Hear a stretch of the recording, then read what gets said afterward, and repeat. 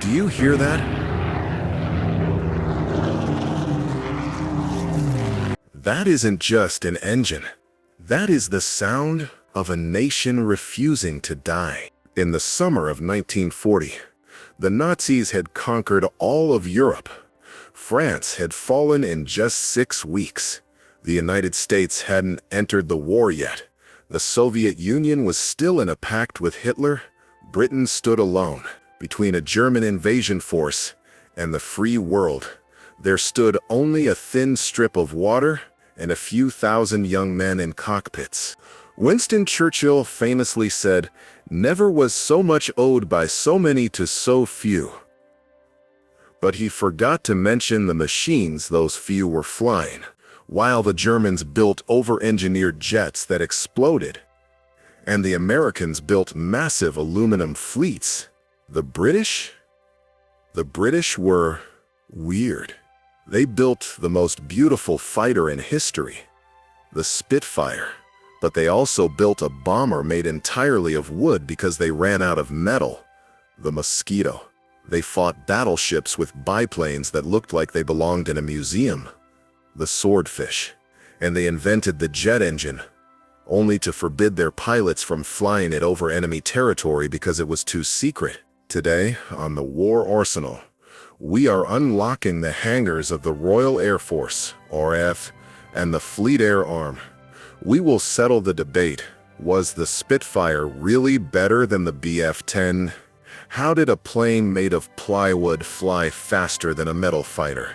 And how did a slow, canvas-covered biplane sink the mighty Bismarck? Grab your cup of tea. Put on your goggles. We are scrambling. Tally-ho! Chapter 1, The Saviors, Fighters. Let's start with the argument that has been going on in British pubs for 80 years. The Spitfire versus the Hurricane. First, the legend. The Supermarine Spitfire, designed by R.J. Mitchell. Just look at those elliptical wings. It's not just a weapon, it's a piece of art. We built over 20,000 of them. It was the only Allied fighter to remain in production for the entire war, evolving from the Emmick IV the way to the Emmick 24.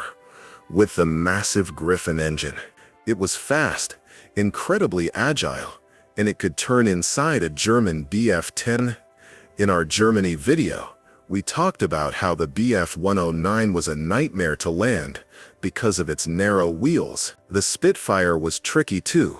It had a long nose that blocked the pilot's V's on the ground, but in the air, it was a dancer. When a German pilot was asked by Hermann Göring what he needed to win the Battle of Britain, he famously replied, "Give me a squadron of Spitfires." That must have hurt. But the Spitfire gets all the glory.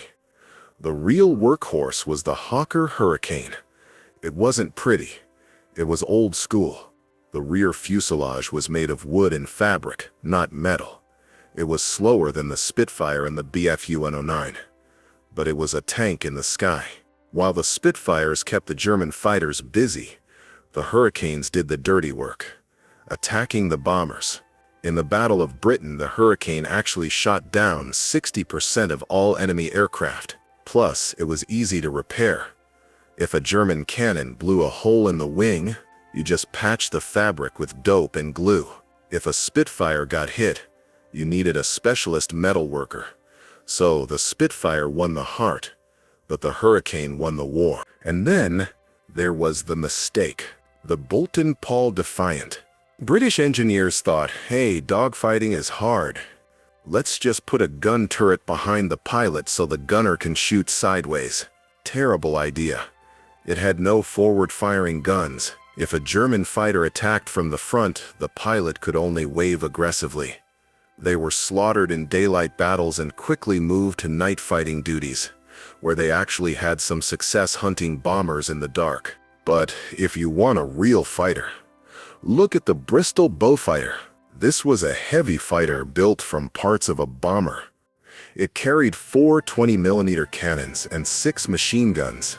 It hit so hard and so silently, thanks to sleeve valve engines, that the Japanese soldiers in the Pacific called it Whispering Death. It was ugly, brutal, and effective. Before them all, there was the Gloucester Gladiator, the last biplane fighter of the RAF. In 1940 it was obsolete. But in the Siege of Malta there is a legend that only 3 gladiators named Faith, Hope, and Charity defended the entire island against the Italian Air Force for weeks. It's mostly a myth there were more than 3, but it proves the British spirit: fight with whatever you have. Chapter 2. The Wooden Wonder, Mosquito. Now let's talk about the most British plane ever made. Imagine it's 1940. Aluminum is scarce. Geoffrey de Havilland proposes a bomber made of wood, spruce, birch, and balsa wood. Basically a flying piece of furniture held together by glue. The Air Ministry laughed. A wooden bomber in the age of steel? It will fall apart. But then they saw it fly. The de Havilland Mosquito. It had 2 massive Merlin engines and 0 defensive guns. No turrets. No heavy armor. Why? Because it was so fast. It didn't need guns. It flew at 400 mph. The German fighters literally couldn't catch it. It drove the Nazis crazy. Hermann Goering said, "In 1940 I could at least fly as far as Glasgow, but now I go mad when I see the Mosquito. I turn green and yellow with envy." The British, who can afford aluminum better than we can, knocked together a beautiful wooden aircraft that every piano factory over there is building. It was the master of precision. In Operation Jericho, Mosquitoes flew at treetop level low, bombed the walls of the Amiens prison in France to help resistance fighters escape. They blew the doors off the prison without destroying the building. That is surgical precision. Compare that to the Bristol Blenheim. At the start of the war, this was the RAF's main light bomber. It was slow, lightly armed, and totally outclassed. In the Battle of France, squadrons of Blenheims were sent to stop the German panzers. They were massacred. Or the Ferry Battle, a single-engine light bomber that was so slow it was basically target practice for the Luftwaffe. The Mosquito was the redemption for all these early failures. Chapter 3. Bomber Command. The heavy hitters. While the fighters defended the island, the bombers took the war to Germany. We saw in the Germany video how the Luftwaffe failed to build heavy bombers. Well, the RAF didn't fail.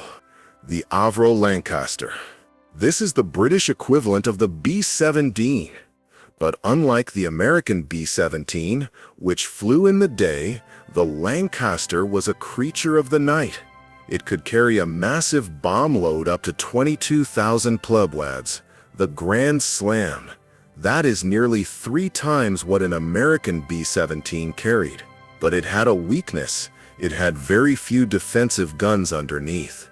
The Germans figured this out and installed Schräge Musik, upward-firing guns on their night fighters to attack the Lancaster's soft belly. The Lancaster is famous for the Dambusters raid.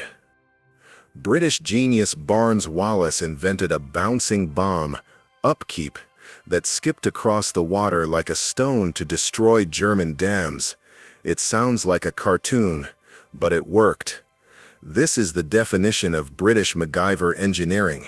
But the Lancaster wasn't alone. Meet the Handley Page Halifax.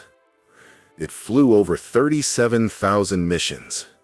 It wasn't as famous as the Lancaster, but it was tougher and more versatile. It towed gliders, dropped agents, and bombed cities. It was the unsung hero of Bomber Command. And the Short Stirling, the first 4-engine bomber of the RAF. It was huge, but the Air Ministry made a stupid rule. It must fit inside existing hangars, so the designers had to cut the wings short. Short wings meant it couldn't fly high. It was stuck at 12,000 feet, right in the thick of German flak. It took heavy losses and was eventually pulled from bombing duties to tow gliders. A classic case of bureaucracy ruining a good plane. Before the heavies, there was the Handley Page Hempton. Look at it. It's so thin. The crews called it the flying suitcase because it was so cramped you could barely move. If the pilot was killed, the navigator had to drag the body out of the seat just to take control. It was a death trap, but it held the line. And the Vickers Wellington. Remember Barnes Wallis? He designed this too. He used a geodetic structure, basically a metal basket weave covered in fabric. This made the plane incredibly tough. There are photos of Wellingtons returning home with all the fabric burned off. The internal skeleton showing, looking like a flying skeleton, but still flying. Quick pause. We have to talk about the heart of these machines. The Rolls-Royce Merlin engine. It powered the Spitfire, the Hurricane, the Mosquito, and the Lancaster. But its greatest achievement was actually in an American plane. In our USA video, we talked about the P-51 Mustang. When the Americans first built it, the Mustang was mediocre. It had an Allison engine that choked at high altitudes. Then a British test pilot said, "Hey, why don't we put a Merlin in this Yankee plane?" Boom. The Mustang became the best fighter of the war. So America provided the airframe. Britain provided the heart. Teamwork makes the dream work. Chapter 4. The Navy. The string bag and the porcupine. Now, let's go to the sea. The Fleet Air Arm, and meet the most unlikely hero of the war, the ferry Swordfish. Look at it. It's a biplane. It has an open cockpit. It's covered in fabric. It flies at 100 mph slower than some cars today. Its nickname was the string bag because it looked like a shopping bag held together by string. In 1941, this should have been suicide to fly. But in May 1941, the German battleship Bismarck, the most advanced warship in the world, was loose in the Atlantic. The British fleet couldn't catch it, so they launched the Swordfish from the carrier Ark Royal. The German anti-aircraft guns on the Bismarck were high-tech. They had automated fire control computers designed to shoot down fast modern planes. But the Swordfish was flying so slow that the German computers couldn't calculate the lead. The shells exploded in front of the planes. One Swordfish dropped a torpedo that jammed the Bismarck's rudder. The giant ship could only turn in circles until the British battleships arrived to finish her off. A billion Reichsmark battleship destroyed by a canvas biplane. Another legend of the sea, the Short Sunderland. A massive flying boat. It was used to hunt U-boats, but it was also a fighter. It had machine guns everywhere.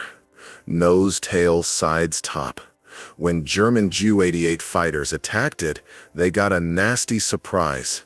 The Germans gave it a nickname, Fliegendes Stachelschwein, the flying porcupine. It was one of the few bombers that could fight off fighters and win. And the Supermarine Walrus, an amphibious biplane with the engine facing backwards.